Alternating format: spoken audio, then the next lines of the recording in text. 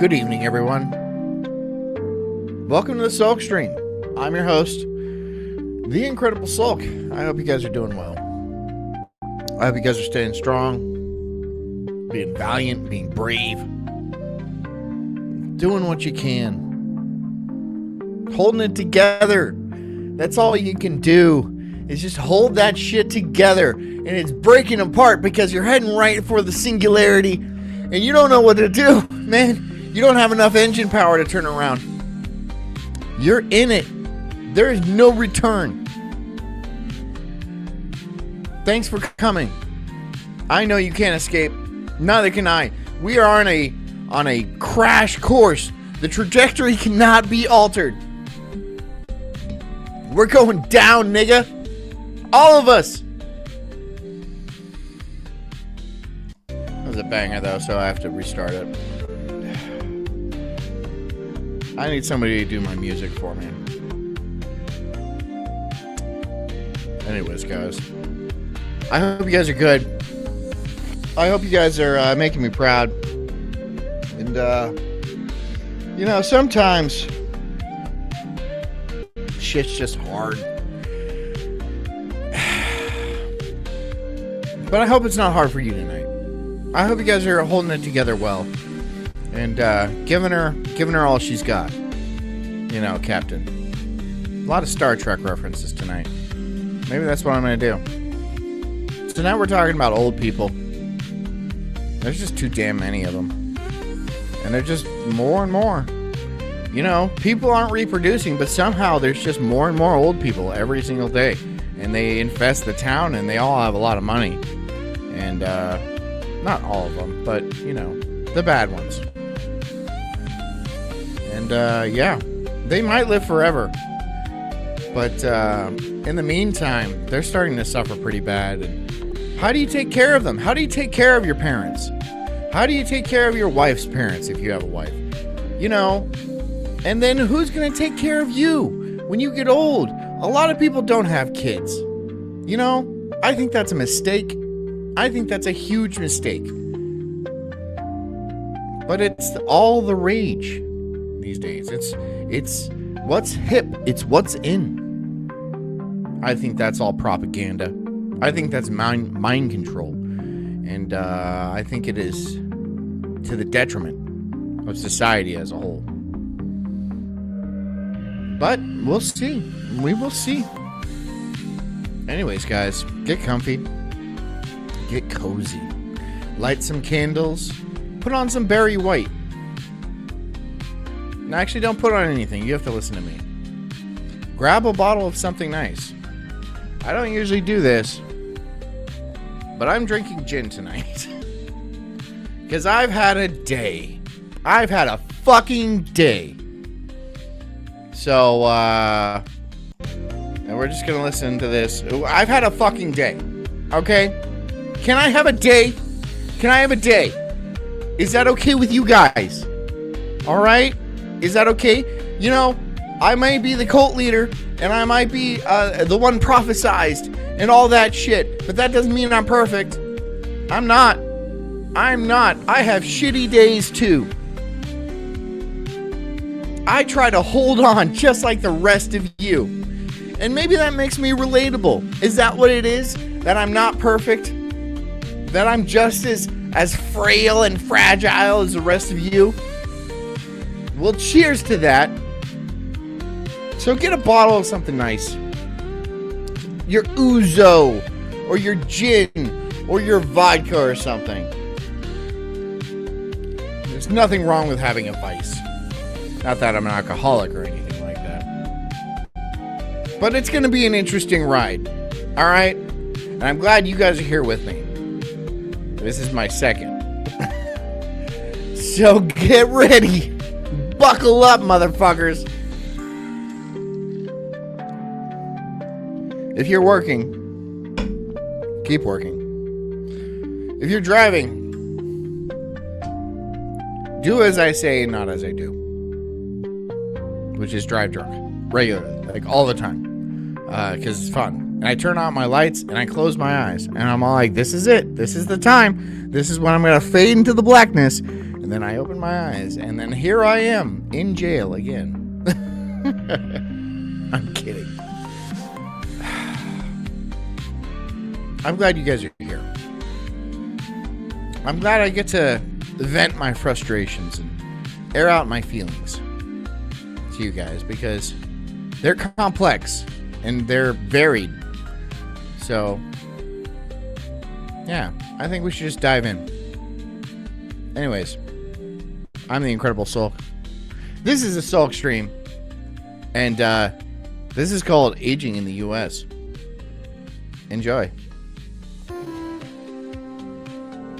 It's our Frontline. Tonight on Frontline. Americans 85 and older are now the fastest growing segment of the population. Everywhere. I remember being repulsed by wrinkles and gray No, you hair. don't make me miserable, couch surfing. You don't make me miserable. You don't make me miserable. It's me that makes me miserable. It's not you, okay? It's just, there's very complex issues that go on in my brain regularly, and it's not necessarily you or the kids or anything like that. It's just, it's complicated, okay? It's complicated. Things are complicated, especially me, which is stupid, because I think complicating things is a very feminine thing, and I don't want to be that way. I don't want to be super feminine and narcissistic and, like, you know, think everything's wrong all the time, but I do. I overthink everything, and I just want to do like heroin or something like that. Just jab it into my vein. So I just fade. You know, I don't know what's wrong with me. I have a strong suspicion. But what am I supposed to do? I think I was poisoned as a baby, and it caused some sort of neurological defect. And there's parts of my brain that kind of picked up the slack. You know, and this is where we are now. So, yeah. Yeah. Here we are. Let's watch these old people. And now they're just Who do we got? part of Arden life. Shara, Scott, David, Medical advances have Strawberry, enabled us to live longer, but not always better. Couch, Another bypass JD. surgery, another transplant. Background. Nobody's bothered to think about what Background says you have feelings other than anger. Yes, of course I do. Most of the feelings I have are sadness. Sadness. That's most of, and I express them as anger. Because I wasn't taught to properly express my emotions as a child. So now all of my emotions that I have across the board come out as a temper. Maybe I'm a hot-blooded or something. You know, maybe I'm just like, you know, I'm not perfect. That's just it. You know, I'm not perfect. I do what I can. But I don't have the best coping mechanisms in my life. All right? I'm a lot better than I used to be. I promise. I'm a lot better than I used to be. But that doesn't mean I'm knocking it out of the park every single night. I do okay. I honestly do okay. repercussions are of trying to keep people alive longer and longer with such a limited... Scott says, I'll lay it out. I've seen this before. Well, good. Good. I'm actually... Okay. Well, then you probably have an opinion that I'd like to hear. ability to function. It's an economic as well as a human demand on strapped middle-aged and middle-class families. They're still caring for their children. is when they're fast. also caring for mom and dad. It's a But whirlwind. this is really a story about Whirlwind. confronting the inevitable. I keep trying to fix I'm things, getting and even though lit. my head says I can't, your heart wants to fix everything. How old is everybody's parents here? Mine are in their mid-60s. And I guess they had me when they were young, but I had two older siblings. I currently have one. One passed away when I was about 19 years old. And it was a very tragic thing. And it was hard on the family. And it was hard. It was hard. But how old are your parents? Are they to this stage yet where they're like, in hospice and dying and stuff like that? I want to know. I want to know what position you're in.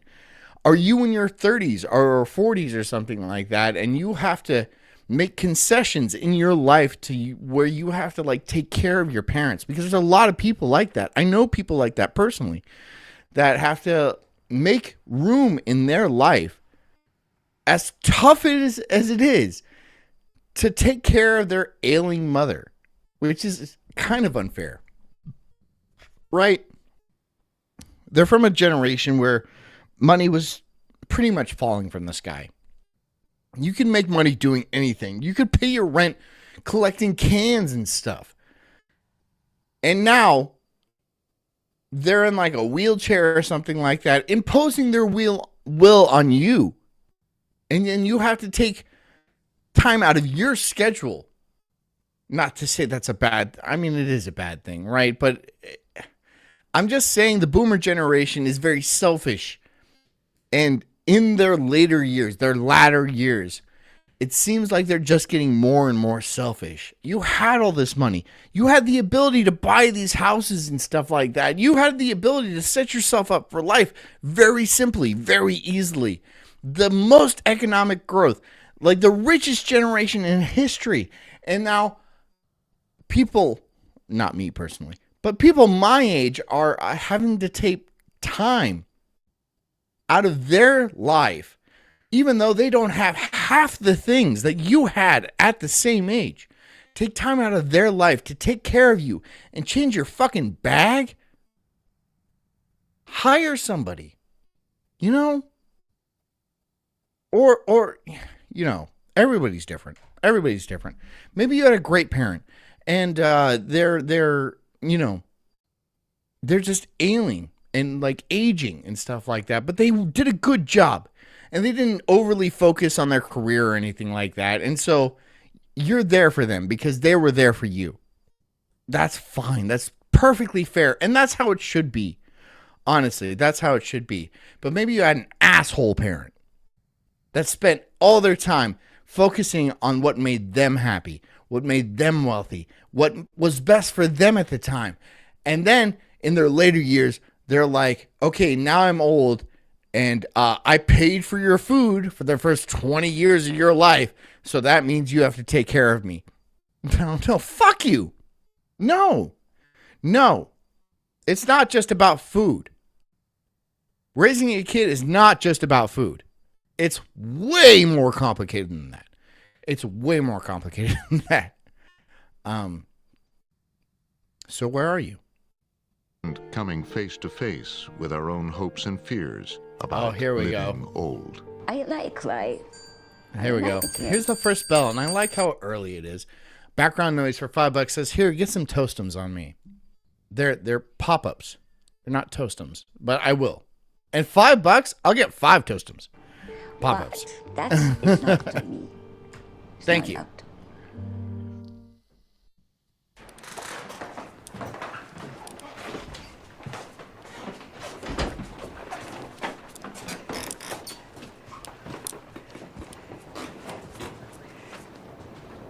Scott says you suddenly have a realization that things will eventually end, and it's sobering. It's a sobering smack in the face to come to the realization that all things end.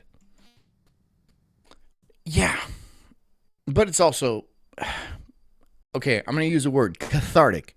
It's refreshing. It's freeing in a way, right?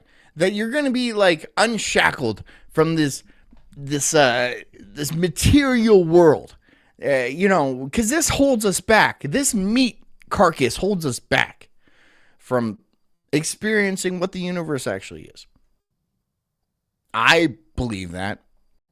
I understand why you would not, but I believe that. I believe that my identity, my ego is a prison, okay?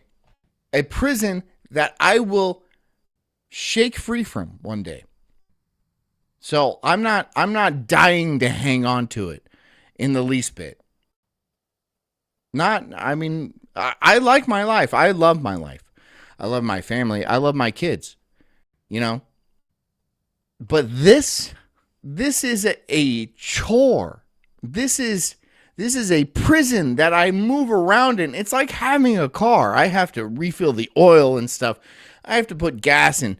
You know, there's insurance involved and stuff. And it would be a lot easier if I just didn't have it. If I just didn't have it. Do I need it? Yes, absolutely. If I want to navigate this world and communicate and like impose my will on it, then yes, I absolutely need this carapace. But do I want it? Not necessarily. I think I'd be much freer without it. I think I'd be much more carefree without it. But it is a utility. It is something I need in my life. And you need it too. We are here for a reason. Okay? I believe that. You may not. A lot of people don't. A lot of people say there is no God, right? And like, we're just here because we're animals and we just, you know, evolved and shit. Like, I don't believe that. I believe we're here for a reason. But I also believe that most people don't have a soul.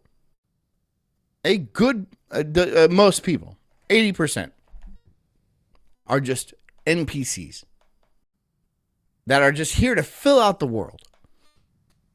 Is that true? I don't know.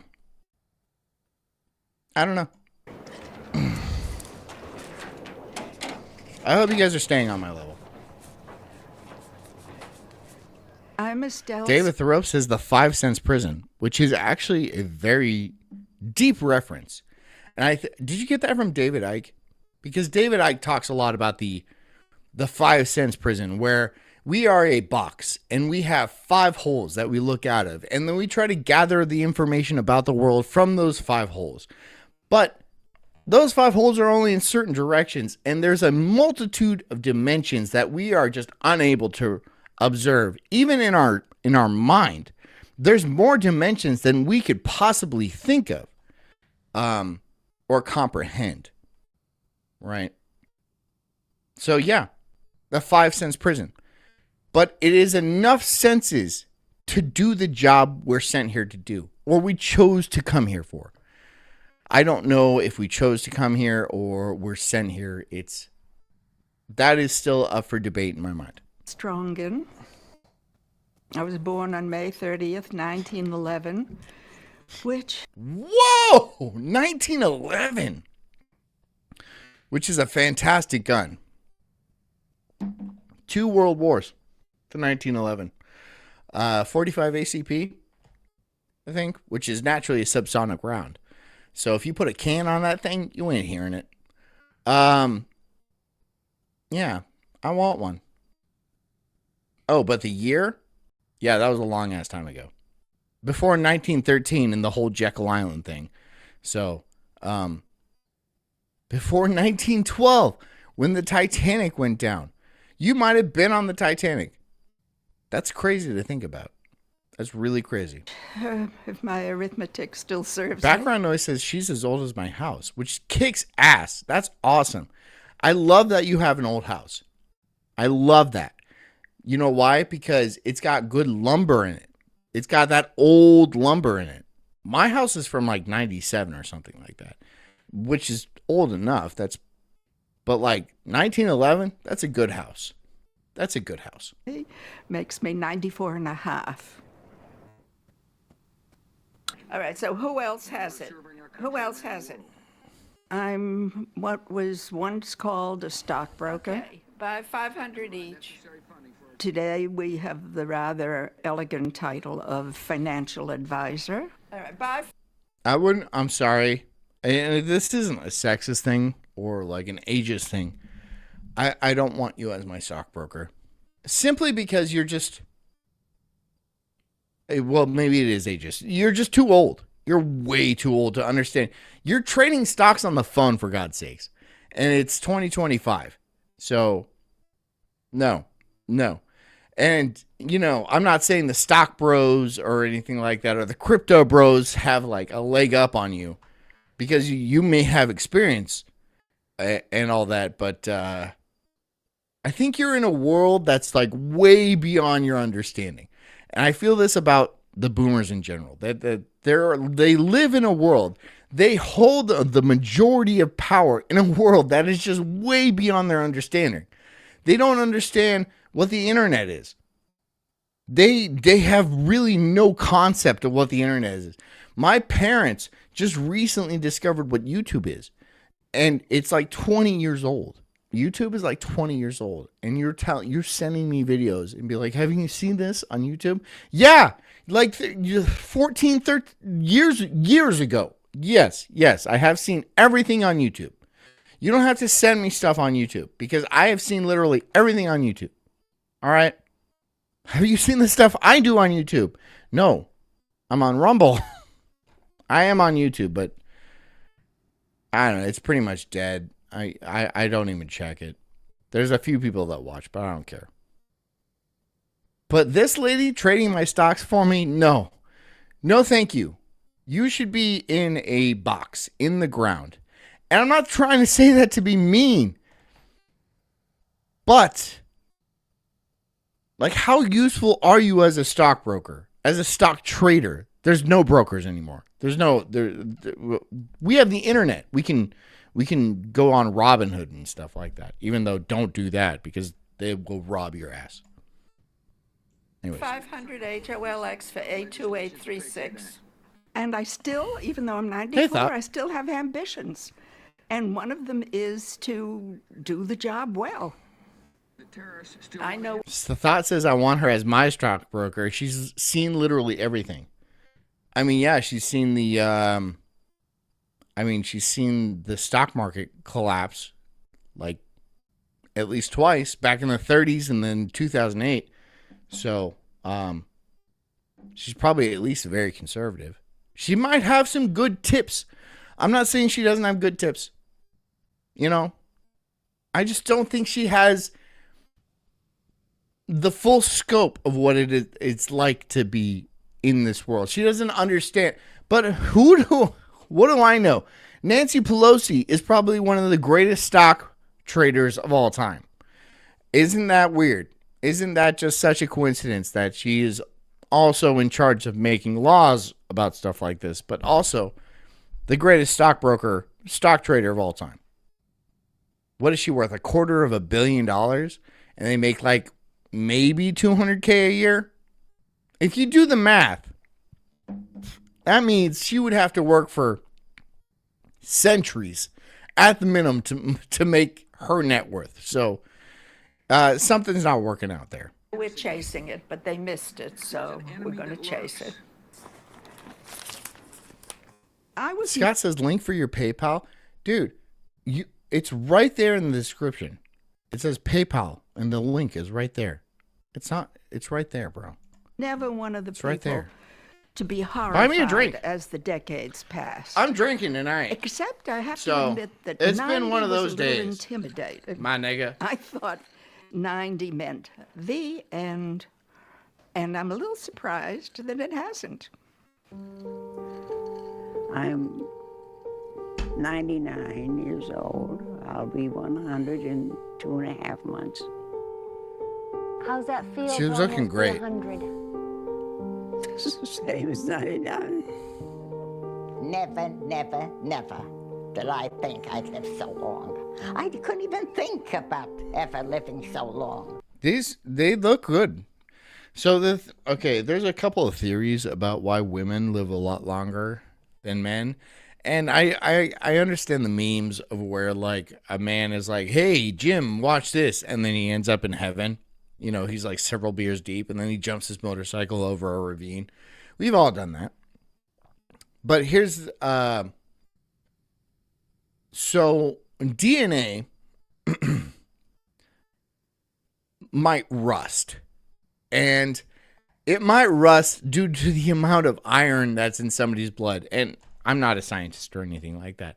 But women losing a large amount of iron every month might extend their lifetimes considerably. That's a theory. I don't know. There's also like telomere lengthenings to theories and obviously genetic inputs and stuff like that that make women. Maybe the XX chromosome is just a lot more stable than the XY chromosome, and that's why they tend to live in an additional 7 to 10 years. I don't know, but these are theories. I don't know. I'm a little frightened. I don't know. I don't know anybody was 100. Is there a Despite what you've heard, it says, sorry I'm late. I've been in hospital all day. I'll survive most likely. Well, I'm going to ban you. I'm going to ban you for being late. change? Is there What are you doing in a hospital? Just, come on. This is my time. You're going to hospital? a change? Yes. I'm kidding. We're on I'm drinking. threshold of So there you go. the first ever mass geriatric society. And it is, in many respects, really a wonderful... Background noise says, I kind of hope one of these old ladies starts talking about Hitler.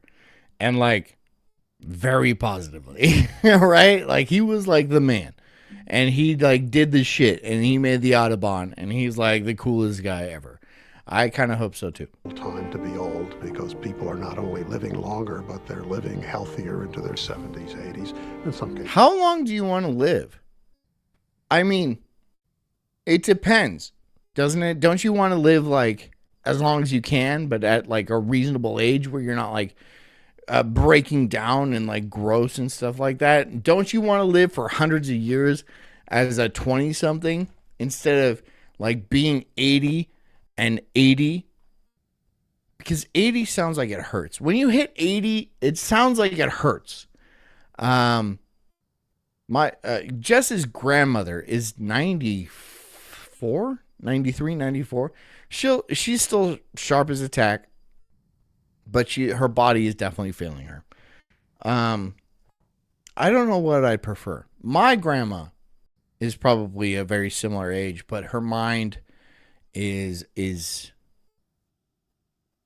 breaking apart. She's losing it. She doesn't remember anything. She's got the Alzheimer's and stuff like that. So I don't know which one I'd prefer. Do I want to remember the good times and stuff and have a terrible body where every day I wake up and I remember how good it felt not to be so fucking old? Or do I want like a decent body where I'm able to climb stuff? Because my grandmother is physically adept, but she can't remember anything. I doubt she knows who my wife is. And I have to admit this, but she's never met my kids. And I feel bad for that. I feel bad about that. And I don't feel like a great grandson. But it is what it is. You know? It is what it is. She lives on the other side of the country in a state that I never want to return to. So, it is what it is. If you want to judge me for that, that's fine. Even into their 90s. That's the good news. The bad news is the price that many people are going to be paying for this extra decade of healthy longevity is up to another decade of anything but healthy longevity. In fact, more and more people are living long enough to suffer from the as yet incurable diseases of body and mind.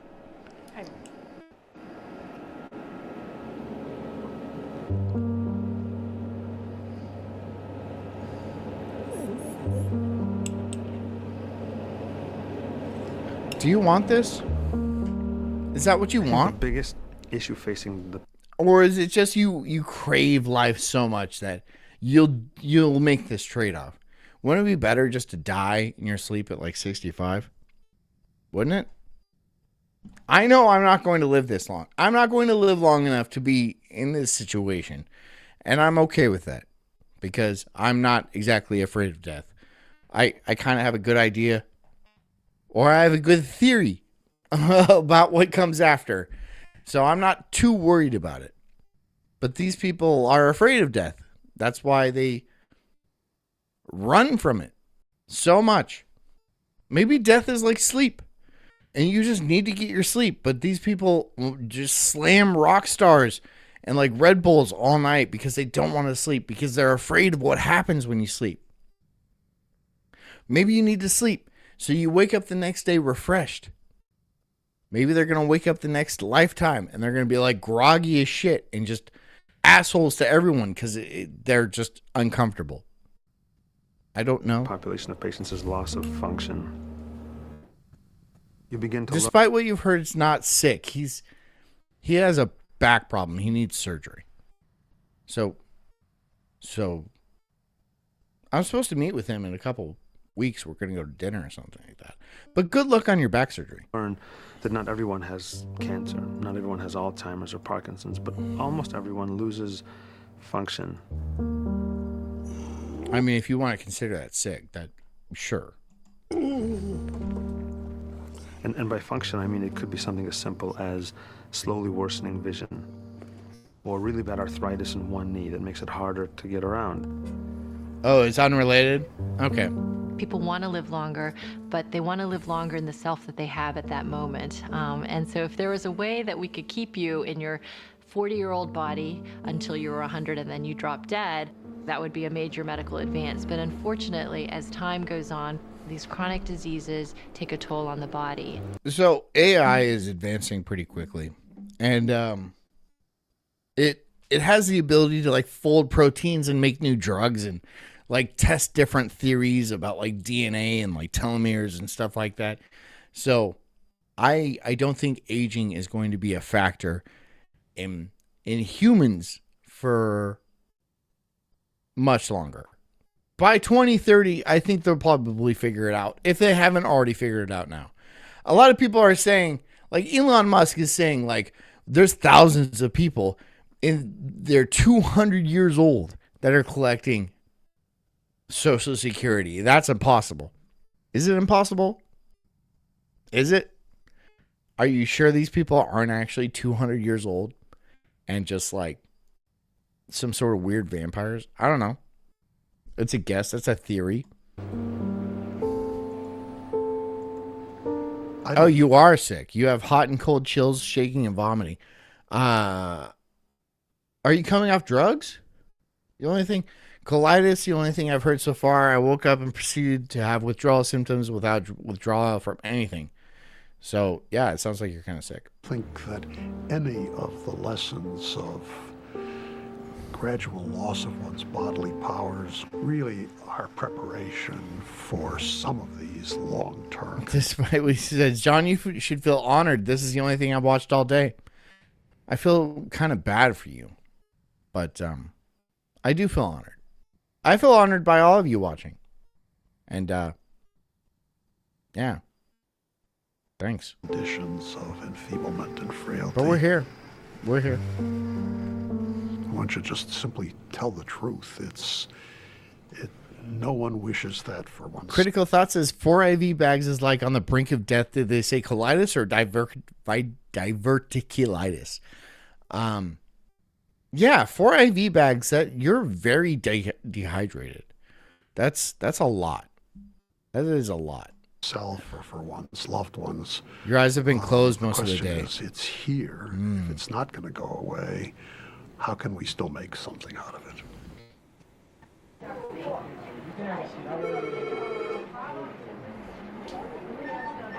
How much time do you want? How much time do you need? Do you really need all this time? I mean, you want to spend time with your kids and your grandkids and stuff like that, but if you don't have them, how much time do you actually need? If you hit 60 and you're not like, you don't have kids and stuff, and you don't have grandkids to spend your time, your old age with, what's the point of you sticking around? Just to watch a bunch of sunsets? You've seen all the sunsets. I just don't get it. Over the next 30 years, the number of people over the age of 65 will actually double to the point that they're about 20% of our population, about 70 million people. Miss Schiller? Yes, ma'am. Come with me, please. Excuse me. Years ago, people died of pneumonia and flu and tuberculosis, infectious diseases, and we've become much better at treating these sorts of things. And now people are dying of their chronic diseases. Things like high blood pressure, hypertension, heart failure, stroke, diabetes. These are all things that require management over time. Yeah, thank you. Now we're dealing with older folks who have multiple chronic illnesses. but are still kind of able to maintain their status quo, but any little something's going to tip them over. Hi, Mr. Mikhailowicz. You know, it's that frailty where anything happens on top of it, you expose all of the underlying disease and disorder that was kind of Holocaust masked survivor. by the other systems that were compensating for it. Now you spilled those. Our system is set up to really treat acute diseases. Our system is set up to treat with procedures. Okay, and it's Scott, not set I'll up check to my- treat chronic Scott, diseases I'll check and my to take paper. time to figure out what's going on. Where do you want me to I go? want you to have a seat right over here. Oftentimes, you can't get to the heart of the problem until 15 minutes into your conversation. And with the way $25. Thanks, Scott. Cheers, oh Bard of Sulk. This is Scott. And you're so gay, so very gay. Wow. Thank you for the money. Hold on. Let me give you the bell. Because you're a faggot. There we go. Thank you for the $25. And you're also gay. No, thank you. I appreciate that. healthcare is today, you may only have 15 minutes I'll for your take that entire all day visit. long. A lot of these I don't make anything. I have trouble with the urine. You have terrible what? With the urine. With the urine, with the pee-pee. He pisses his pants all the time. Yes. What's happening with the urine? I don't know. I make wet. Okay. He's like a Polak or something. He's a Jewish Polak. That's what it is. No. You can't hold it in? No. How long has this been going on for? For a while. Like a few months or just a couple weeks? Few months. Months. Okay. Does it happen every day? Thought says colitis is a symptom, not a diagnosis. Make those motherfuckers tell you more. I'm sure he knows more than he's letting on, Thought. And you shouldn't. I mean, HIPAA is a thing for a reason. So I mean, you shouldn't make people divulge their medical information to you, unless it's voluntary, of course. Yeah. Yeah. Let me close the door. Poor dude has a slow shutter speed. What do you want, dude? He's like 90, 100 years old. 90, 100 years old, which is 90,000 in metric units. Yeah, I don't know if I want to live that long, though. I do. I really do. I want to live that long. Honey, can you bring me the unicorn? Can you bring me the unicorn? I'm going to get a fucking turn. I don't know if I want to live this long, but I also want to be this. I feel like I'm in a good state now. I'm 37 years old, and I'm in pretty good shape, and I can like handle my shit. I mean, would I prefer to be a little bit younger? I guess, but it's not like that much of a difference. I feel like I'm peaking, and you haven't even seen me begun to peak. I will peak so hard, the whole world will know. Now that that's over, I have to accept an inevitable decline. And I won't be as good looking. And I won't be as sharp. And that's going to be difficult to deal with. Especially since I don't know if I'm all that sharp to begin with.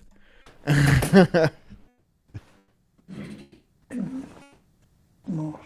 I want this. See, I forgot.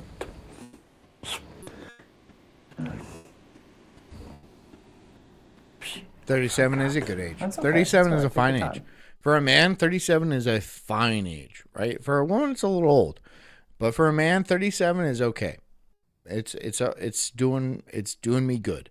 I prefer 37 over 27 all day long. All day long. All fucking day long.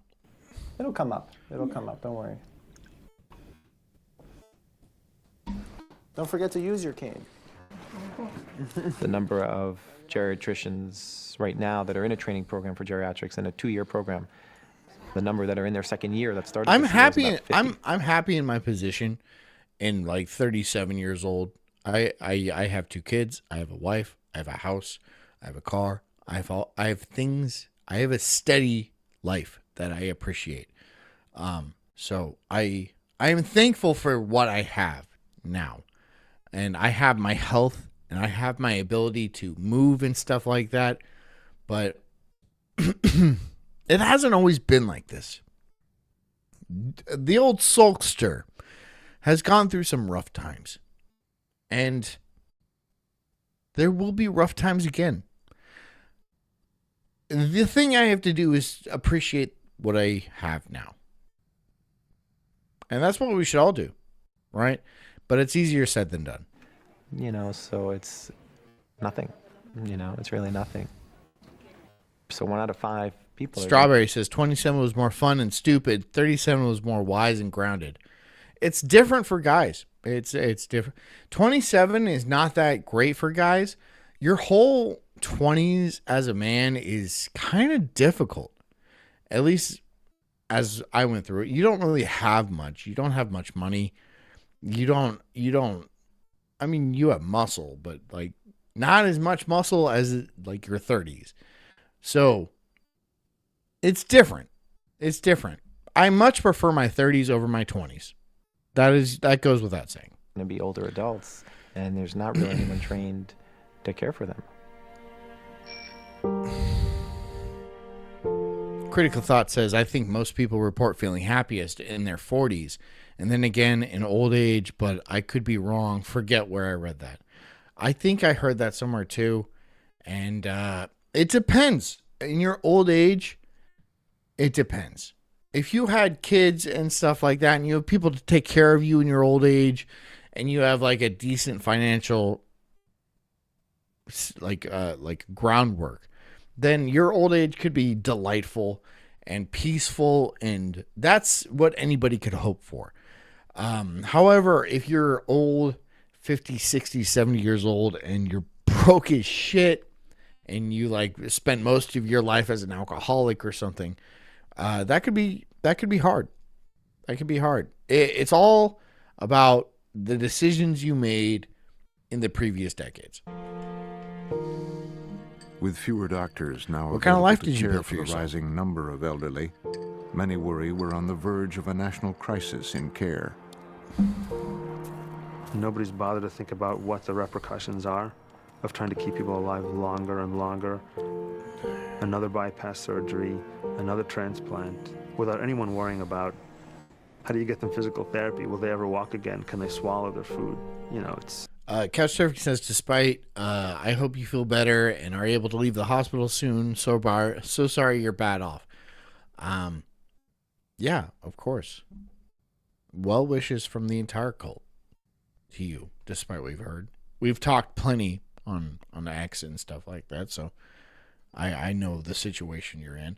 So good luck and get well soon. Not a very thoughtful way, I think, of providing health care.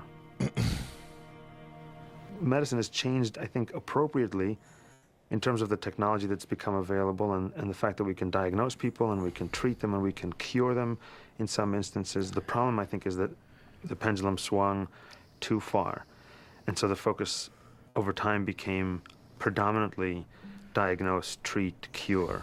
Here's the problem with medical treatment, and this is also with capitalism and stuff like that. The whole problem with society, you will be kept alive for a profit. A doctor will keep you alive if it keeps you paying money. But will that improve your quality of life, or is that even like worth living?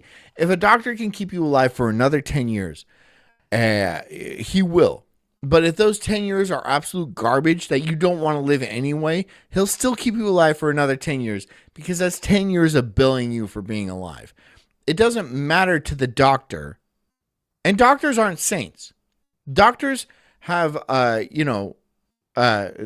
have incentives and stuff. And payment, money is a great incentive. So they're going to want to keep you as alive as long as possible. Their job isn't to improve your quality of life, per se.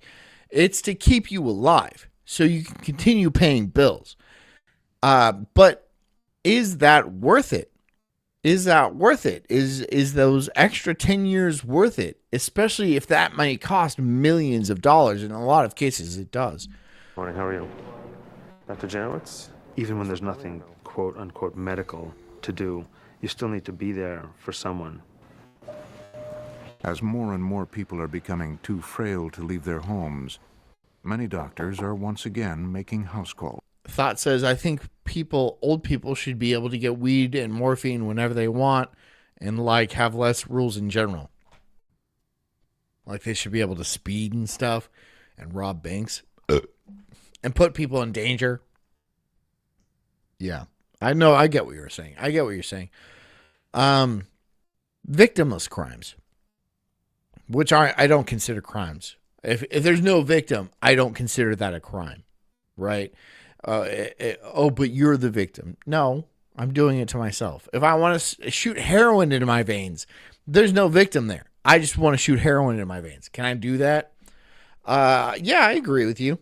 There's no reason that me feeling a little bit more comfortable is somehow a burden on society or affecting you in the least bit.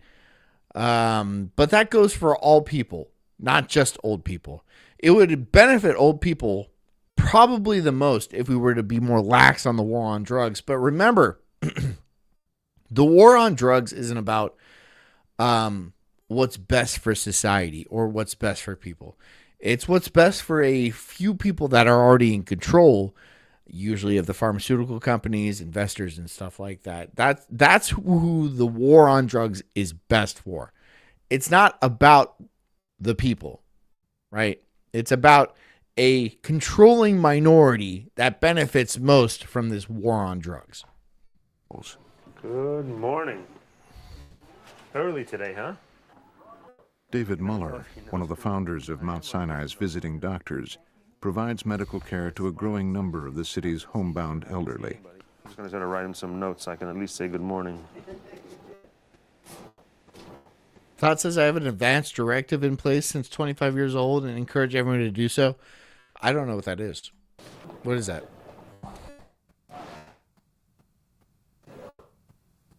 My name is Dr. Muller. For the past 3 years, Henry Janowitz has been wheelchair-bound. A former physician, he is now nearly deaf and has severe arthritis.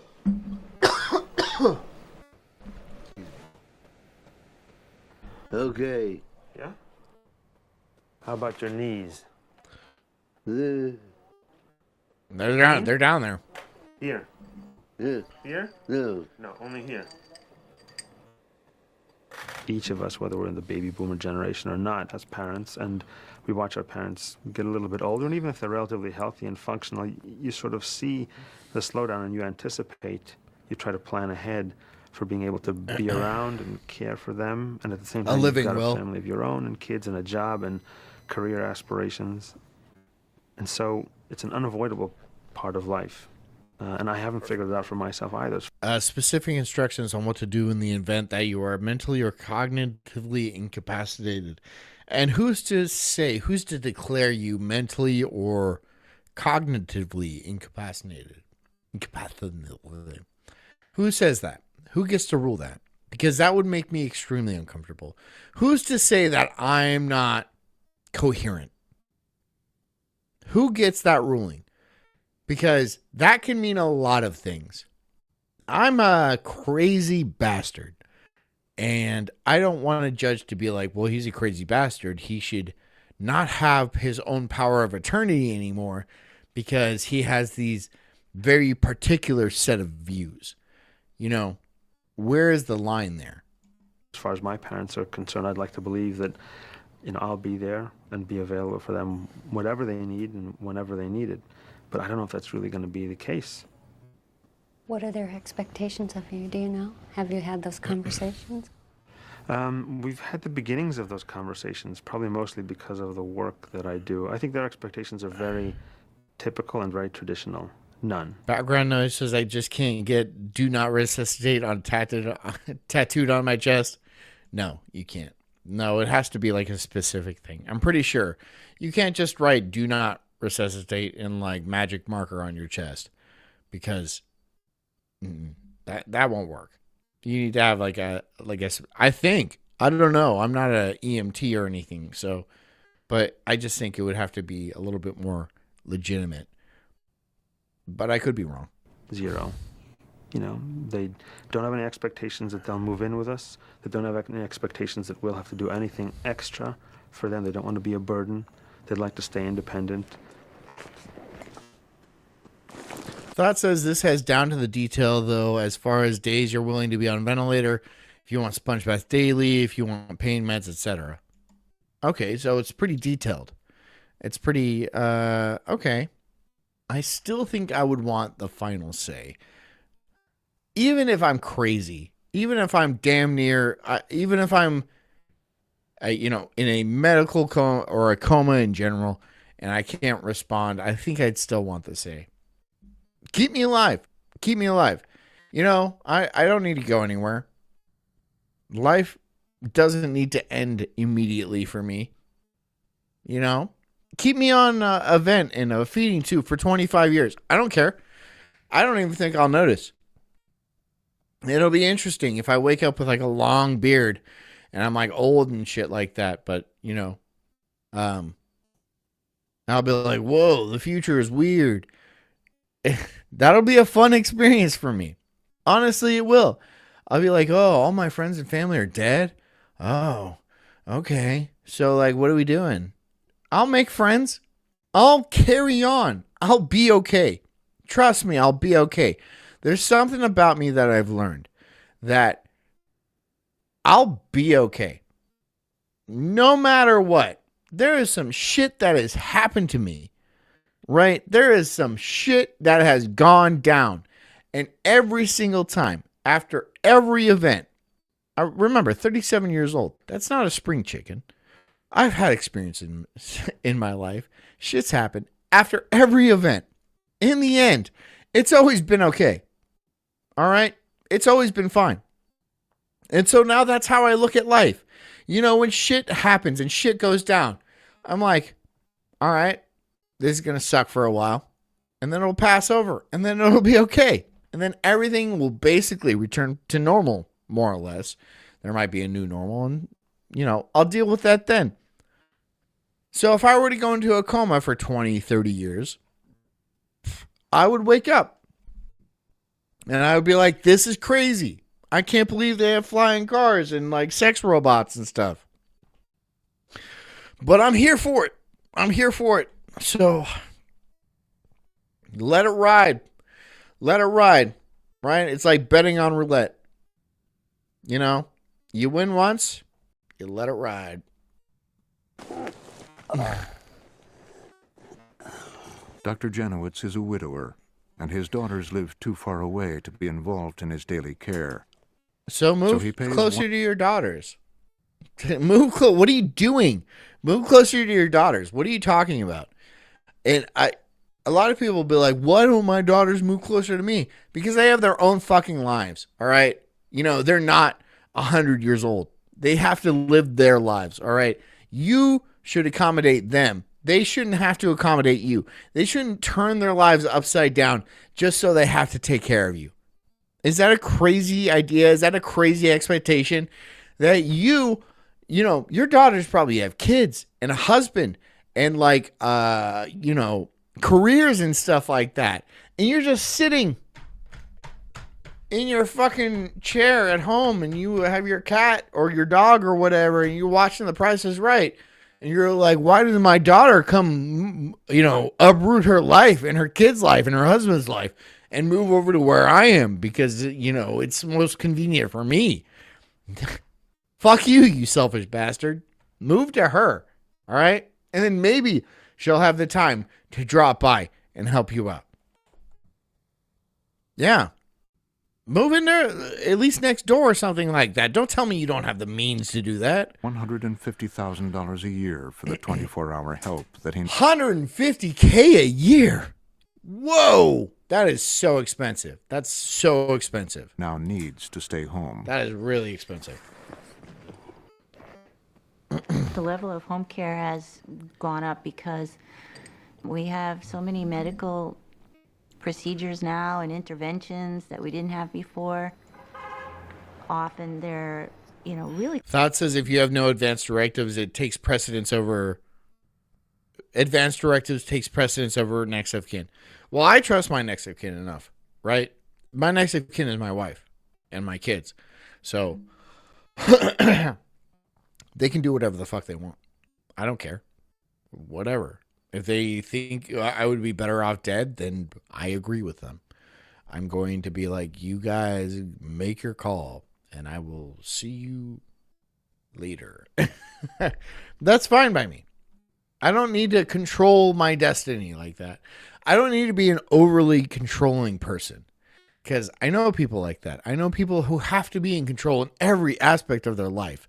And it's just, it's nauseating. It's just too much.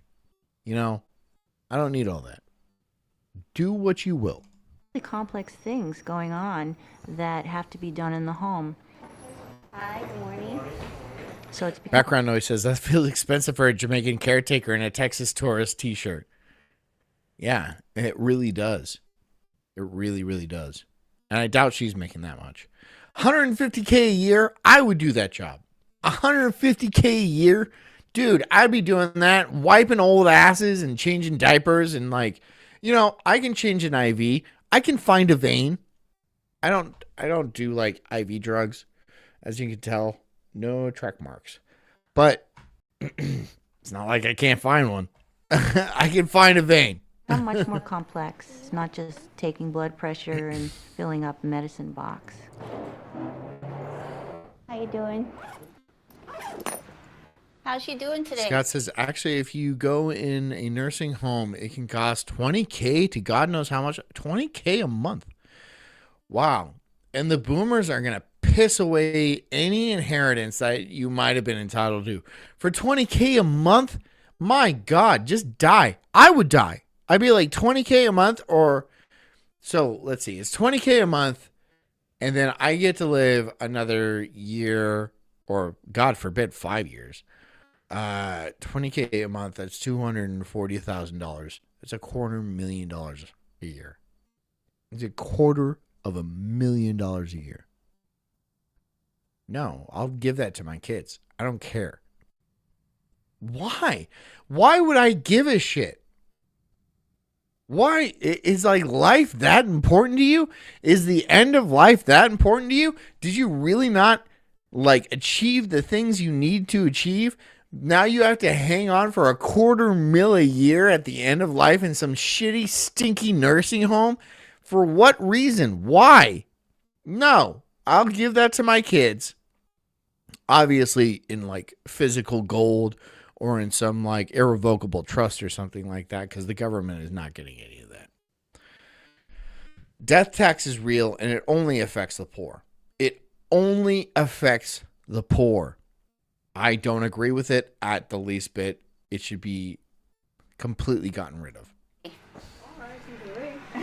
That's good. Hi, Mrs. Enoch. How you doing? I'm doing okay. I'm Lillian, the nurse. Yes. Hey, Lillian. I came to check your blood pressure and do your dressing on your leg. All right. All right. Okay, I've just got to lift your leg a little, Mrs. Enoch, okay? Our goal is to make whatever time the person has left be the best and most comfortable that it can be. Why? You don't know if Mrs. Enoch was a great person. She could have been a complete bitch. You ever think about that?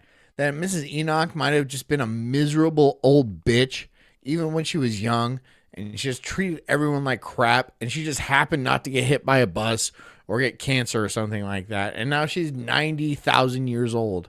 And now they're betting, oh, is this okay, Mrs. Enoch? She's some sort of fucking superhero. She's not a good person just because she aged. Okay? You're not a good person just because you're old. Is that bad? That it's like when somebody dies and then everyone sugarcoats their life. Maybe that guy was just a fucking asshole and he deserved to die.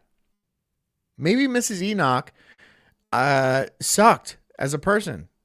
And that's why her kids aren't taking care of her. There's a reason why people like this don't have anybody in their life. I'm just saying, there's an absolute reason. If you don't have anybody taking care of you in your old age, it's because you sucked as a person. You failed as a human being. Straight up. It's because you failed as a human being. You didn't have kids. Okay. Maybe that was a decision. I think it was a wrong decision. But maybe you did have kids. And they hated you. Because you sucked. You were a bitch. And now they don't want to talk to you or take care of you. Well, that's your fault, isn't it?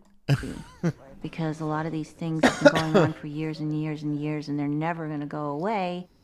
And everybody has the fantasy of dying, by just going to sleep and everything, not feeling anything and everything's great. I don't have a fantasy of dying. I don't have a fantasy. What could possibly be my fantasy of dying? Like I die and then I imagine myself dead? How do I do that? How do I imagine myself dead? Okay, I'm dead.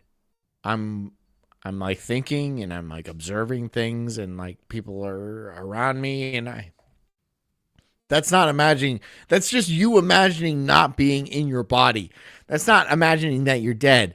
Imagining that you're dead would mean that you're not imagining anything. So what are you imagining? You're not imagining. What are you doing?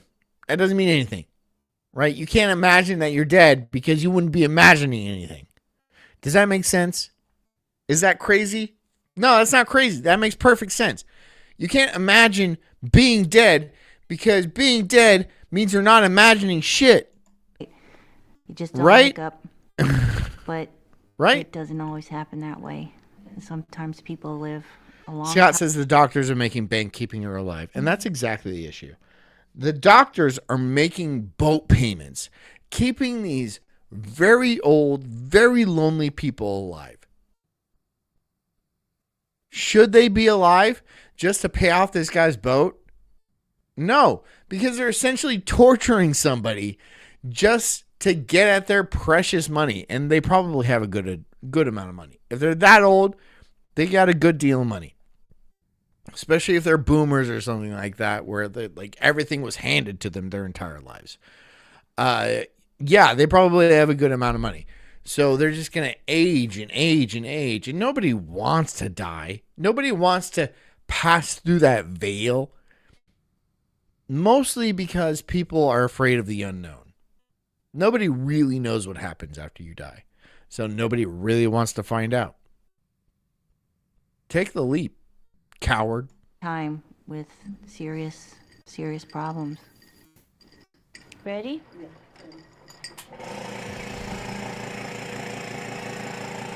Okay, baby. Critical Thought says, you're missing the point, though, LOL. It's their choice and their family's choice to keep them alive. Yeah, no, I get that. Yeah, of course. I get that, all right? I'm just saying that given the choice, most people don't want to die unless, like, life is really, really awful. But I don't think dying is that bad. I don't think you experience anything when you die. I think you just I think your consciousness, your awareness is eternal. You're not aware of when you die. I think you continue on in some other fashion and you don't really understand that you did die. So, but here we are. And you hang on. And then shit gets worse and worse. Anyways, watch this. I have to pee. Nearly 2 years ago, Antero Payaroso was sent home from the hospital with a tracheostomy and a feeding tube. But even with the help of 2 home aides, paid for by Medicaid, his daughter Carmen still quit her job to care for him. You have very good technique, just like a hospital, better than a hospital. Yes, only this with, you see? Well, the care that she gives him is really expert care. I mean, she hasn't had medical training, but she's learned everything about his care to the nth degree. So she knows how to take care of all of the equipment that he has.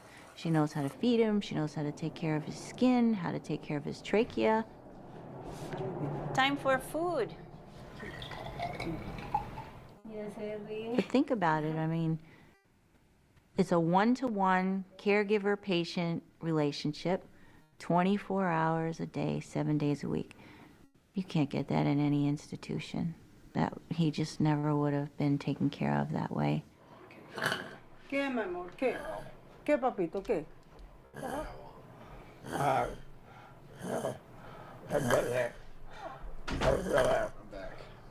Ok, papito, no hay problema, ok? Tú puedes dormir. You can sleep, ok, baby?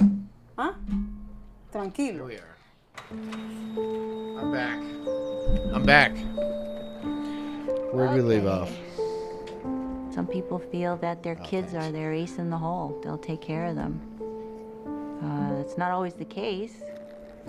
I don't have kids, for instance. Oh, big mistake. I Big really mistake, seriously you have to stupid think about whore. What's going to happen to me when I get older? You know, kids It's are the not- reason we're It's kind here, of a scary question. even though it's not that easy. I think we all want to postpone it. I know I do. I don't really want to think about it right now. But I'm faced with it every day because I see it. Your inevitable mortality. That's a very reasonable thing for you to be faced with every single day because it's on your mind. And you're probably afraid of death. At least afraid of getting old. Because you might not be afraid of death. But you are afraid of aging. Because there's going to be a time when you can't get up. You can't get out of bed. You can't wipe your own ass. You can't feed yourself. And then things are going to get really hard. So you put yourself in a situation, you're clearly 40-something, 50-something years old. You chose not to have kids. Or maybe she just was not capable of it. You're in that situation. I don't really feel bad for you. You made that decision. So deal with it. You're going to have 4 decades at minimum of crippling anxiety and loneliness that you're going to have to deal with because you chose not to have kids, because you chose to live your younger life selfishly. Honestly, selfishly. We're here to do a job, all right? We have to extend society into the future, and that means having kids. Don't say overpopulated, because overpopulated my ball sack. The world is not overpopulated. America's background noise says room 9D. Is that some sort of joke? I don't think it is, but it's pretty funny. That's a pretty funny observation. Which believes that the people who should care for the elderly are their members of their own family. But that is now an increasingly difficult task for families. People are having fewer children. Dab. Families are smaller, less stable, geographically spread out. This is also another thing. The fluency of movement of human beings over the last century has increased dramatically. And that is a good thing in certain aspects. But when it comes to taking care of your elderly parents or grandparents or something like that, it can be very destructive. If your parents live several hours, 5 hours, even a plane ride away, what are you going to do if they have a fall, if they fall down the stairs? You can't hop on a plane immediately. You need somebody there to take care of them. And, honestly, I think it's a parent's responsibility to adapt to their children's life and not the other way around, where the children have to adapt to their parents' life. Humans deserve to achieve and pursue careers that they choose to, right? And just because their parent has like a ranch out in Idaho or South Dakota or something like that doesn't mean that they have to live out there just to take care of their parents, right? So it should be up to the parents to alter their life to go and live near their kids so their kids can take care of them. And now if their kids choose not to take care of them, then that is also the parent's fault, because you were a shitty enough parent to where your kid doesn't want anything to do with you. Even in your old age, even if you're in your state that you can't, what am I trying to say? your badness. You did something wrong as a parent. You were selfish. You were not present. You were just a bad parent. And now they don't want to return the favor, as it were. Right? Maybe it usually comes down to selfishness. It almost always comes down to selfishness.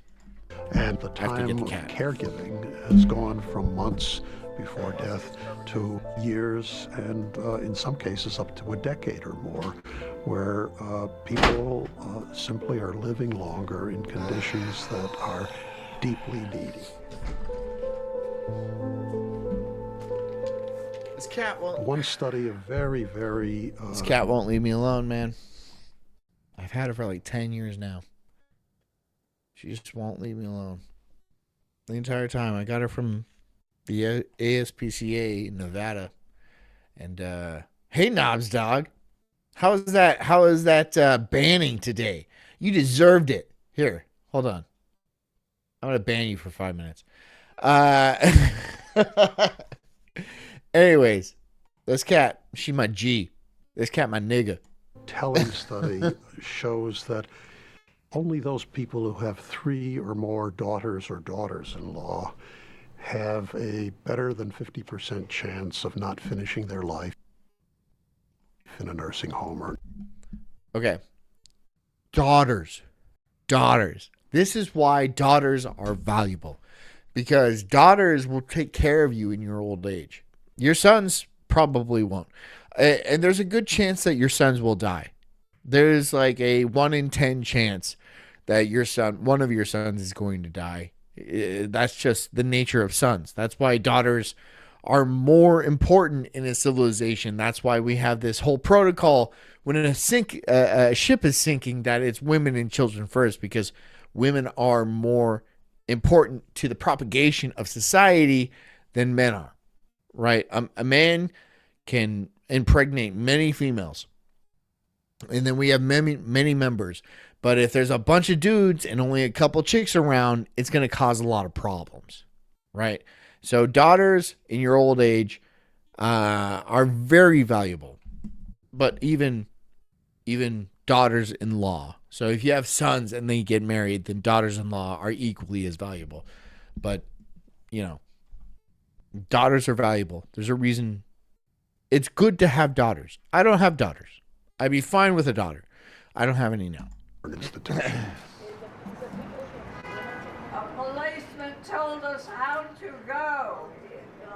Oh, when you're smiling, the whole world's smiling. Critical Thought says, actually, I think women who can't have kids make great teachers. I've met a few. They give all that energy to them. Okay. I think men make better teachers, specifically for boys. But that's really what counts when you're educating a new generation of people. You want to educate the boys first over the girls, because the girls, they can just stay at home and they can give birth and stuff like that. They're not integral to the actual the growth of the species in like societal terms.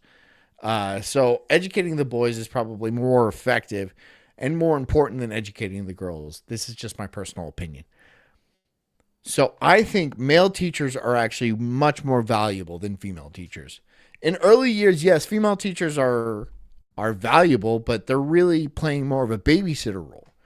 But when you need to raise society and push society forward, a male teacher is going to be 10 times, 1,000 times more valuable, especially in the current political situation that we live in. A lot of households are single parent households, with just females, with just the mom. And then the boys from that situation go to school, and then 97% of public educators are females. So you have no masculine influence on these kids. And that creates kids that, like a dog, they're going to try to fill that power vacuum. Okay? They instead of looking for someone to lead, they notice that there's no masculine energy, so they naturally try to lead themselves, and that causes like criminals and gangs and stuff like that. So I think male teachers are very important. I'm not saying, well, that's what I'm saying. That's what I'm saying. What people like us need is lawyers. I wrote to the Maharaja. Thought says, I think you can still put good into the world if you don't have kids. It's the people who shit on the concept of having kids that are intolerable. Yeah, okay. So give me a percentage. Like, of all the people that don't have kids, all these people think they're putting good in the world, but what percentage of them are actually shitting on the concept of having kids? 99%? 99.999%? Yeah, I'm not saying people without kids. Fuck, Isaac Newton, Tesla, they didn't have kids. They brought the modern world to us. But all the other people that say, blah, blah, blah. And this comes from a place of ambition a lot of the time, or just naivete. But most people who don't have kids don't achieve shit. I'm just saying. And a lot of people that do have kids is not an anchor. It's not a roadblock. Oftentimes, having kids, having a family will signal to other people that you are stable and you are reliable enough to hire you on a job, enough to give you a project or a contract or something like that can skyrocket your earning potential. There's this misconception that kids will destroy your life, especially having them at a young age. And having them at a young age could be a problem. But that's not necessarily true. There's a lot of situations where you meet another parent at like a T-ball game, and he happens to be in the same industry as you and be like, you know what? You're cool. Our kids are on the same team. I want you on my team. And then boom, you're like the partner at a law firm. That happens a lot. And a lot of people discount that. A lot of people don't even say that's part of, and I don't want to have kids because I want to advance my career. Well, maybe having kids will advance your career. What's the point of making so much money unless you're going to ensure the future of your genetic offspring? That's it, man. That's the goal of any creature on the planet. Not just humans, just any creature, right? You have a kid, you're like, oh my God, I love this thing. This thing is awesome. I'm going to make sure that it grows up and is stable enough, at least, to have its own kids, right? There's an argument that we should make death tax 100%. And here's the problem with that. I'll tell you right now, it's fucking retarded. But the problem with that is there's no reason to work more than you need to. If you make the death tax, the inheritance tax, whatever you want to call it, more like if you make it 100%, there's no reason to work more than you need to absolutely survive. When you have kids that you want to pass down a legacy to or something like that, you'll build factories. You'll build entire industries, and then you'll pass that down to their kid because there's not 100% tax on it, right? Even a 50% tax is way too much. But 100% tax, it would destroy society. And I think this is understood enough to where people aren't going to fuck with that. But anybody, any socialist, any thin-armed little, thin-wristed socialist, this is how it's very thin-wristed. Anybody who recommends that obviously doesn't have kids. And they're fucking stupid and short-sighted. I printed it up in the page so they will see it out.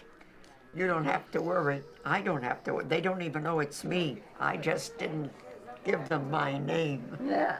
I gave them my other name. Trying to say when Hog Duck says, my 11-year-old girl gets picked on for being white, and when she picks back, she is the bully. Gotta love it. Take her out of that school. Take her out of that school right now. Take her out of that school right now. Hog, I imagine you're married. I'm pretty sure you are. Make your wife quit her job, if she does have a job, and if you have to, move to a fucking trailer. Just make sure your kids are homeschooled. Don't put your daughter through that. No one should be. Okay, I'm going to say something that you would not imagine the Incredible Sulk to say. No one should be bullied for the color of their skin. I truly believe that. No one should be bullied for the color of their skin. The problem is, a lot of people aren't. A lot of people are bullied strictly for the content of their character. Oh, you steal and rape and shit, so I'm going to bully the shit out of you. And that's okay, right? We're not bullying people for the color of their skin, you see, right? We're bullying people because they have the same color of skin that other people that act like this. So, but your daughter being picked on for being white, even though she's, I'm sure, 100% innocent, is just unfair.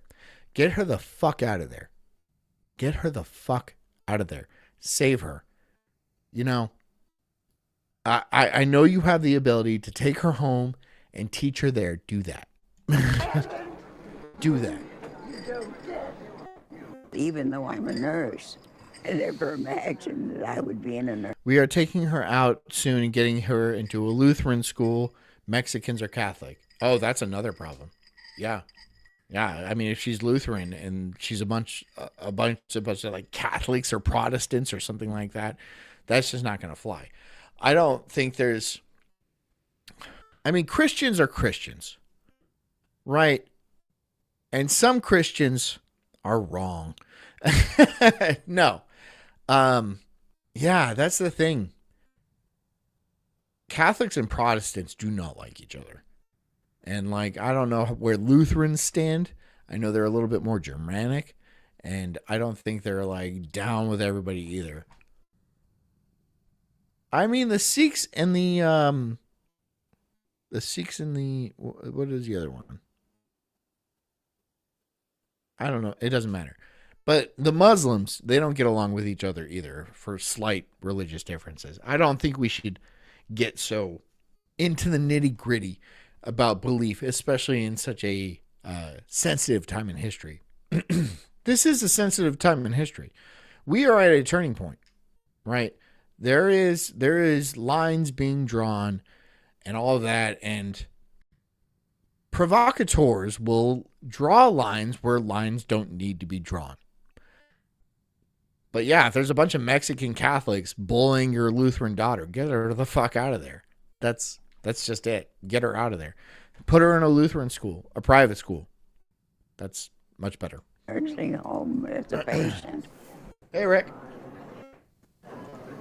Came in with a fractured hip, and been here 7 years now. There's the bill. There's the bell. And Rick says $2. The problem is a DID judge the content of their character. The problem is a did judge. Okay. Yeah, we're judging the content of their character. It's not about the color of their skin. It never has been. Never. You know why? Because Japanese have different color skin, and no one's pissed about the way they act. Maybe a little bit annoyed. I mean, I grew up in the Bay Area of California, and okay, so my grandmother is part Japanese. A lot of people don't know that. I don't talk about it a lot. She was in an internment camp in World War II with her 10 brothers and sisters. And She didn't think that everyone was racist against her specifically for her skin color or anything like that. And they had their farms and stuff taken away. It was a bad time for them. It was a bad time for them. But when they got out and reintegrated in society, it was never about the color of their skin. They were just good, hardworking people that didn't go robbing and raping people. It's never been about the color of their skin. It's just not. It's just not. Knobstock says she probably deserved it. You're probably right. She might have been a spy. I have no idea. A lot of Japanese people on the West Coast were spies. Honestly, like a good portion of them were spies. So if my grandma was a spy, I wouldn't be surprised. I would not be surprised. I would not be the guy that's surprised. All right? Good for you, Grandma. Crying over spilled milk. It's Knobsdog says Chinese people are awful to darker Chinese. Yeah, Chinese people suck. No. Jess's brother married a Chinese girl, and she is an absolute gem. She's the sweetest person. But yeah, she's fresh off the boat. She's from Hong Kong, and she's just a very nice person. But she's one of the white ones. She's one of the white Chinese. She's not one of the dark Chinese. I know what you mean by that because, dude, I just know what you mean by that. You know, I've spent some time in Southeast Asia. Those people are rats. I said something racist. I'm going to do it again. That's what I do. That's my job. Are you frightened of what's ahead? Knob says, yeah, my sister-in-law just married a super cool Chinese guy. I mean, like, if they're nice people, they're hardworking, they add to society, I don't see an issue. I don't.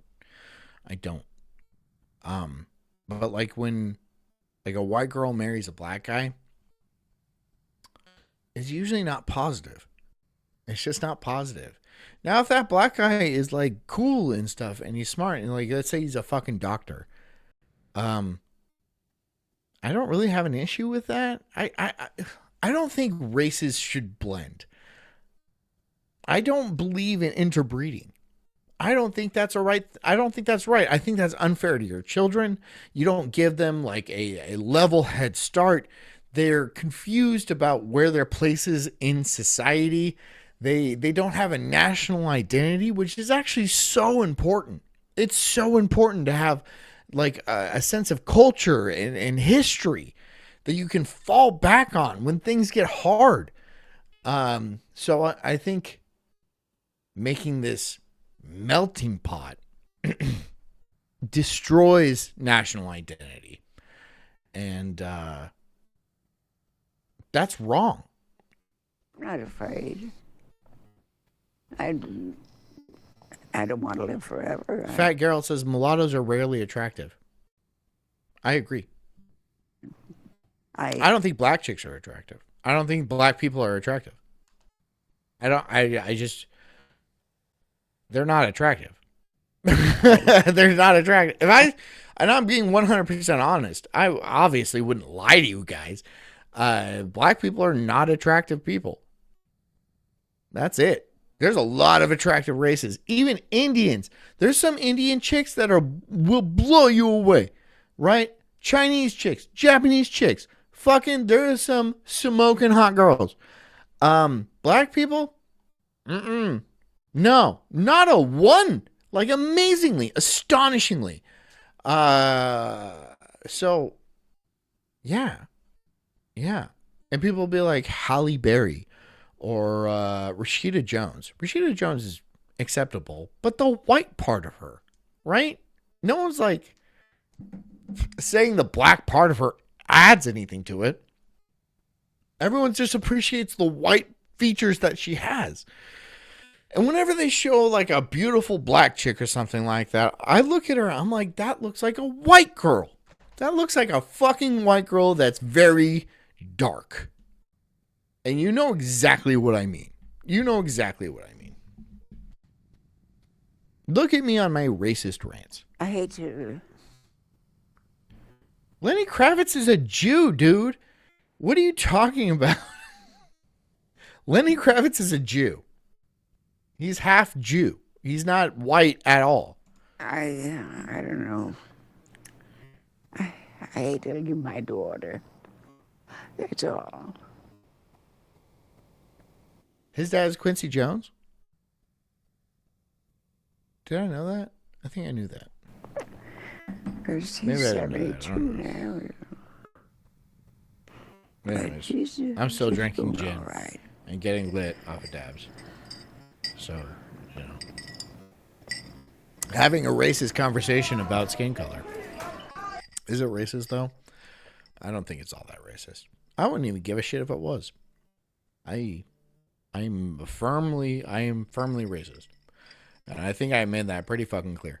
I think if I'm upfront that I just don't like other races, then that's all I need to say, right? I mean, no one's going to be like, oh, he's a secret racist. I'm like, I wasn't being secret about it. All right? I can be honest. Gin is the worst? What's wrong with gin? I'm drinking gin. What's wrong with gin? Gets you fucked up. Nearly 60% of those who live past 85 will go into a nursing home. And if they stay longer than 6 months... Kabuki says, John, you racist bigot. Yes. Majority will never leave. Yep. One person I visit on a regular basis in the nursing home calls it, just the waiting room. And she views it as, this is where we all come to wait to die. In, some perspective, she's right. It tastes terrible. Well, yeah. It's not the best bait. Dude, you drinking liquor for the taste of it, though? Like, are you one of those people who smoke cigarettes because it's just so mellow and it makes you cool? No, man, you drink it because it gets you fucking drunk. That's why you drink gin. And gin treats me like I want to be treated. So there you go. Right? It doesn't abuse me. It does, but I like it. It's what happens, Other folks, I've seen people, who thrive there. I've had patients that were at home. Would you guys like to stay in a nursing home? There's certain nursing homes, like here in Florida, it's a very different situation because we have things like the Villages. And the Villages is a type of nursing home, but it's really more of a retirement village with excellent medical care, right? And like on-staff people, and like there's a thriving industry, and it makes millions of dollars, maybe even into the billions. It's an entire town, city, but. Would you want to live in one of these nursing homes? The Villages, yeah, I would live there today. And I would be a part of them. Because you can go to like the bars and stuff like that. And you're surrounded by like octogenarians and stuff like that. Which means 80-year-olds. And then they're having a good time. You're having a good time. And then everything's fine. But there's something about a nursing home that's like the end of the road. It's very final about it. Like, no one's there to have fun.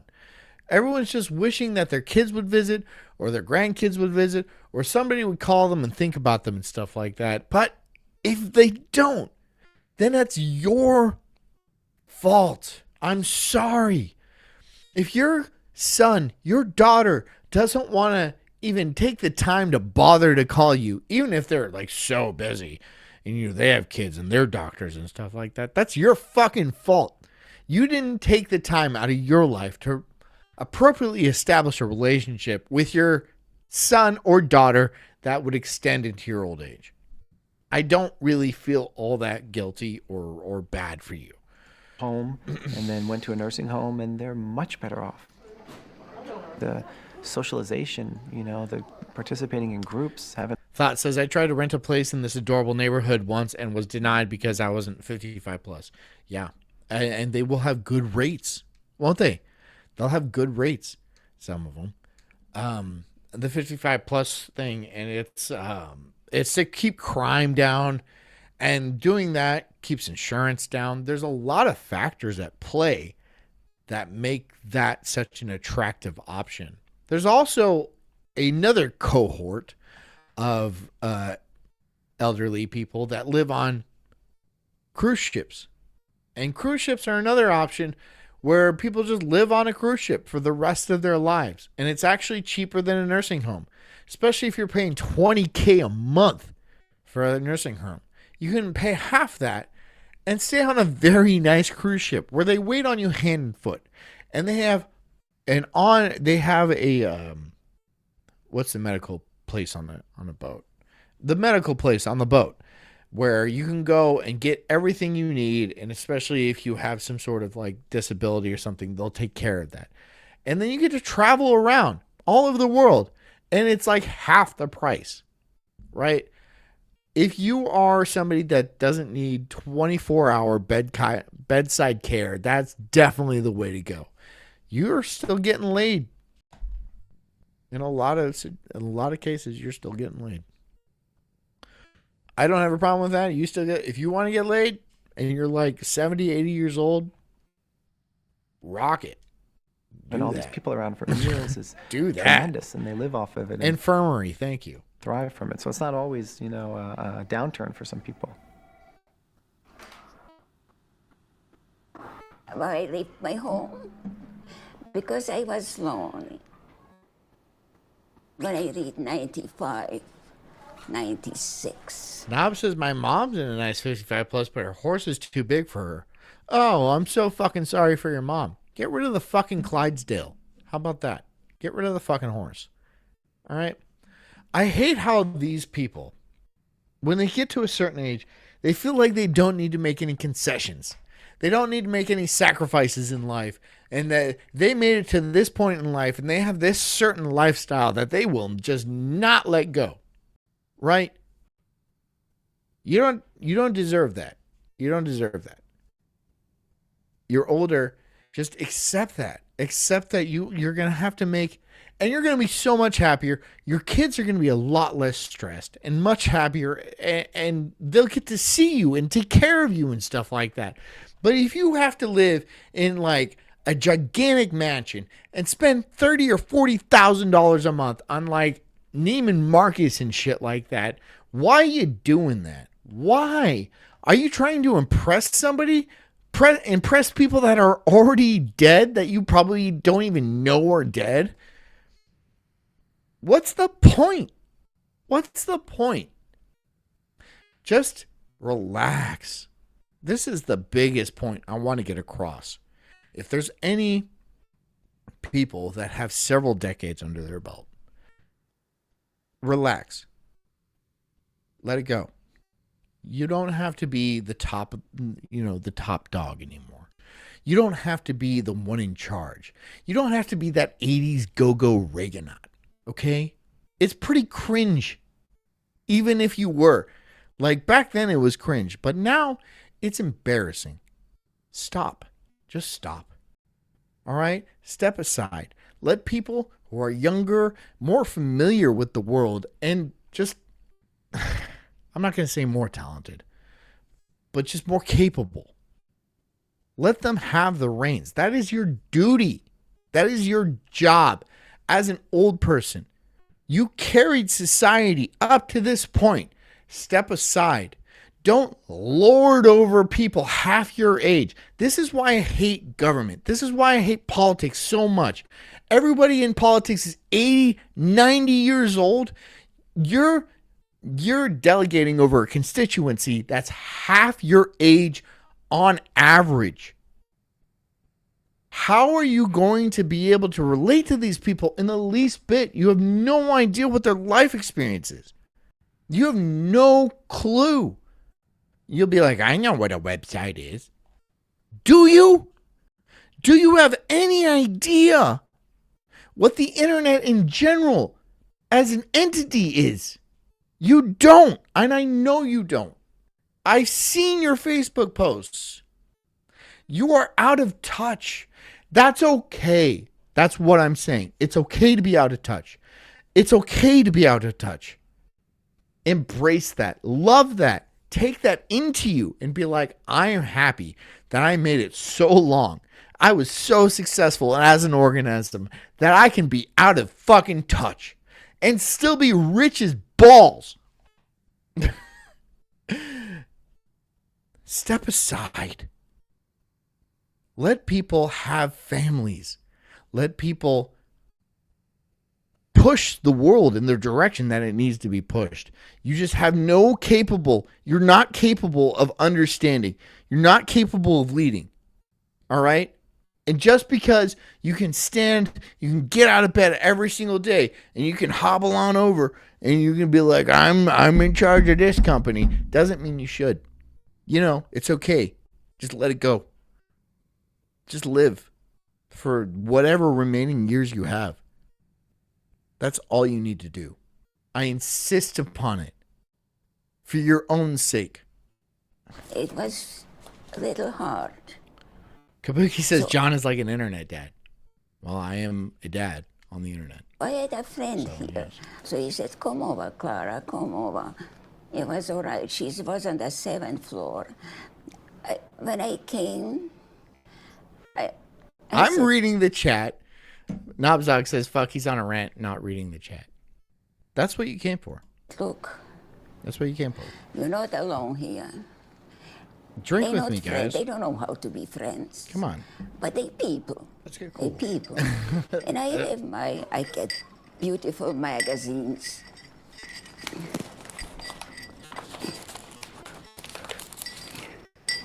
I get U.S. News World Report that for 50 years we have in our home. So I have the magazines, I have the newspaper. Beautiful magazines. People. They are people. Now, Clink, clink, clink, clink. Increase it. I'm like Styx Hexenhammer with my spoon clinks. Shut up, you annoying faggot. That was to Styx Hexenhammer. Or cutting a government program such as food stamps. Nobzog says, I heard you tried to block me from the chat, but I was water picking my teeth and fondling my wife, so joke's on you. No, I did block you for 5 minutes. So, but good for you. Good for you. Housing. The boomers do need to hand over the power. Just for their own benefit. Just for their own sake, dude. What worries me is that these boomers will achieve escape velocity with aging. In terms of aging, they're going to achieve escape velocity. So they're going to be able to get old enough to where modern medical science will be able to return them to a certain age, or at least prolong their longevity to a point where more medical science will be achieved, and it's getting quick, it's getting fast. And then they'll be able to live longer until they get to a point where they're just going to live indefinitely. And these people are already in charge or in possession of, 80% of American wealth? It's going to turn the entire country into a feudalist country at best. At best, there's going to be no chance of advancement or like trying to make your way. You're going to be born into a class system, which it kind of is at this point. Unfortunately. Honestly, unfortunately. We want to think we live in a meritocracy, but the evidence is piling up that we kind of don't. The hardest time is I miss my old friends. Good luck. I miss my home. Godspeed to you, sir. And I say, look, you can have everything. So I try to... Despite he's on morphine right now. So he's coasting off into the distance, and we'll see him again. Nam says, I think they're going to just miss the advancements coming in the next 10 to 20 years. These are betting odds. I mean, honestly, it could or could not happen, right? For certain, I think some of the boomers will live long enough to benefit from these age-defying miraculous cures. And they will be miraculous. They will be miracles. In the next 10, 15, 20 years, there will be medical technology that will revolutionize what it means to be a human being. I guarantee that. I guarantee that. And a lot of boomers will live to see that. So, depending on whether my theory is right that the whole COVID vaccine was an actual euthanasia shot, which I still think it is. I'm still pretty damn sure it is. Yeah, there could be a lot of boomers around for possibly centuries. Centuries.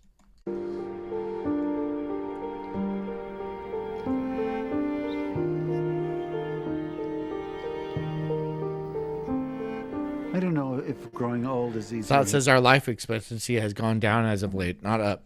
You have to understand that it is a statistic. It's a general statistic. So they, just like when they say America is the fattest country on the planet, well, yeah, they're lumping in like Hispanics and blacks, which have an obesity rate like 5 times that of white people. So it kind of throws out, it doesn't really, it's not a good metric is what I'm saying.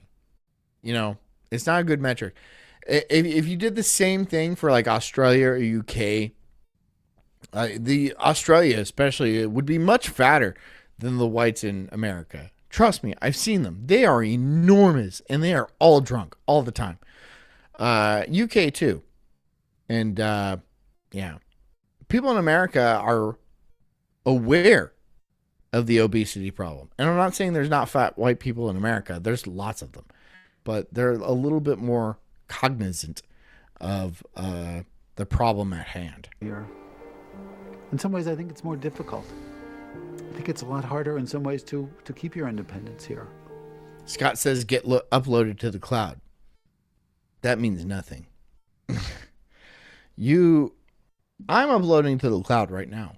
That doesn't mean that's me. See this guy? That's not me. I'm me. I am a soul. I am awareness that is driving a meat suit of sorts or something like that. This would just be a digital representation of me. Not that it wouldn't be cool for this thing to continue on, but that's not me. I don't even think that's a soul, really. I think that's just an expression of me, which I'm also kind of fine with. So you're much more dependent on families. Giving up independence is the worst. It is what everybody fears. It's what I fear. You have the cane in your left hand, and you move your cane. Critical Thought says the vast majority of boomers will die in the next 20 years, but some will still collect SSI for centuries to come. So Social Security insurance runs out in 2028. That's when it becomes insolvent, and maybe some people will still get it, but most people after that date will not be able to receive Social Security. As for the people that collect Social Security now, if you haven't seen, Elon Musk in the Department of Doge has found thousands of people over the age of 200 that have been collecting Social Security insurance. And people are like, that's ridiculous. People can't live that long. Are you sure? Are you sure? Are you sure these people don't actually exist? And like, there's actually like just a group, a cabal of people that have discovered the secret of immortality and are receiving Social Security. And they happen to run the world as well. Because that's definitely possible. That's a possibility. Forward and your right foot forward, and then your left foot. Dr. Bill Koch opened his practice in upstate. Really, there might be a bunch of 300-year-old people that run the world, and we just don't know that people can live that long. They let us live a certain amount of time, but that's our time, but they get to live indefinitely. New York, over 30 years Maybe. ago. I don't know. Maybe. He's one of the few family physicians left in the area, and he sees thousands of elderly patients every year. It's the doctor. So where's Mother? She's in her chair. Okay. Yeah. We still have lots of 3-generation households, 4-generation households. It's rare that people will. Okay, here's a hot take. 4-generation households, 3-generation households are the norm. And they should return to being the norm. This whole mid-century, mid-20th century thing where everyone got their own house when they were 18 because they worked a summer job, that is going to be a thing of the past. I think having 3 or 4 generations in a household is going to, honestly, it's a benefit. It's a positive move, right? Yeah, people are going to be poor naturally, but people are already poor now. But this idea that kids have to move out at the age of 19 is deleterious. It's destructive, and it destabilizes people way more than they need to be destabilized. I think living with your parents and your grandparents and your great-grandparents is positive. I honestly think it's a positive thing. And the only negative about it is that people aren't as able to grow their personal wealth as quickly as if they were to buy a house or something like that. In every other aspect, it is a societal gain for the children specifically to grow up in a house with several caretakers, lots of wisdom, lots of people that love them. I think this is a net gain. That's my opinion. Will give up and want to put somebody in the nursing home at the first sign of trouble. Most people will go through a long period of trying to take care of them in their own home or in the family home or even extended families. That is a lot of different smells. Yeah, that's a lot of different smells, and they all stink. They're all bad. But you get to learn, right? There's something about being... I grew up in a big house, and it was sterile, and it was clean. It was always clean. And the yard was immaculate, and I didn't see my parents much. And that was the situation I grew up in.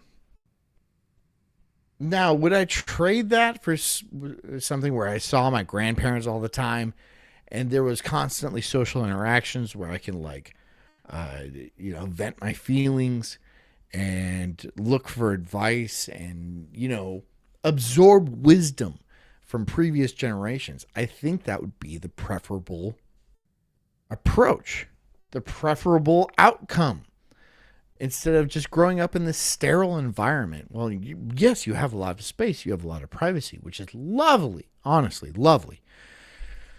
But maybe you don't turn out the person that you should be. How are you? I'm happy to come out and see you here. Oh, hey. Yeah. Having a family Maybe really drives... we should understand death more than we do now. Maybe we should confront death more than we do now. We're very skittish about death in the Western society.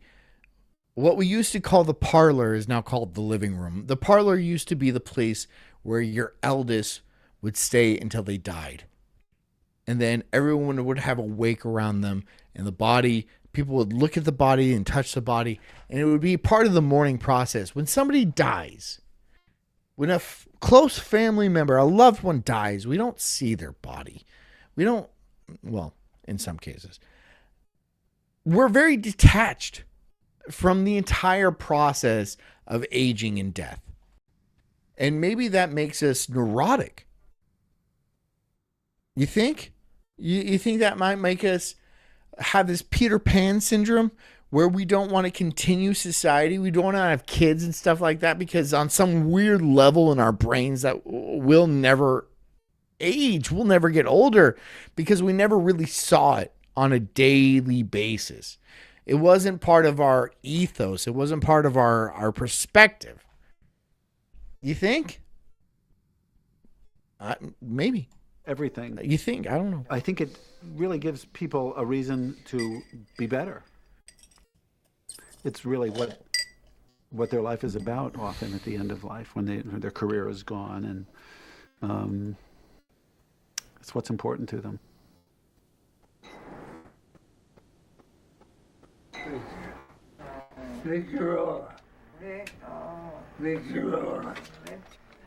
Try to think and think and think so that you won't forget it again. Do you hear me? Can't you do it? Can't you do it? Do what? What you were going to say. You were going to say, Merry Christmas. Merry Christmas to you. Bitch, it ain't it's July. It's July. This is a situation I'm dealing with my grandmother right now. Where she doesn't remember. She doesn't remember short term, but she remembers the old times, the bad times and stuff like that. And the long-term memory in her brain is stuck. It's permanent, right? But the new short-term memories don't, she'll learn something and then she'll forget it quickly. And this could be due to too much aluminum in her brain or microplastics or fluoride in the water or something like that. That's not what we're talking about right now. But what we're talking about is the experience that she's having. Is that worth it? Do we need that? And this is an honest question. Do we need to have that experience? Because we might. We might need to. Suffering is not always in vain.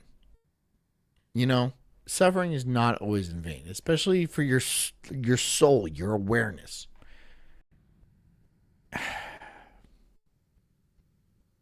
Yeah. I don't know what to say beyond that. That's a personal issue for me. It's very strange when my grandma doesn't recognize my wife, and I don't really feel like introducing her to my kids is like worth it because I know she's gonna forget about that. So it's a weird place for me to comment on. But anyways, with that, guys, I'm gonna go ahead and wrap it up. I hope this made you think. And I hope it made you consider what you want in the future and what you're going to do in the future. And you might not get old. Honestly, you might not. But you will get wiser. And you're going to have to do something with that wisdom. You're going to die one day. And I'm going to die. And, yeah. I don't know how to feel about that. I hope my kids are watching this. And I hope you guys are doing good. And I love you. And, yeah. Anyways, guys, I hope you guys enjoyed this one. And I hope you learned something. And I hope you guys get out there and make the best for yourselves. Anyways, I'll see you guys tomorrow. And until then, drink water and get a good night's sleep. And take care of yourselves because I care about you too. I'll see you guys tomorrow. I love you. Good night.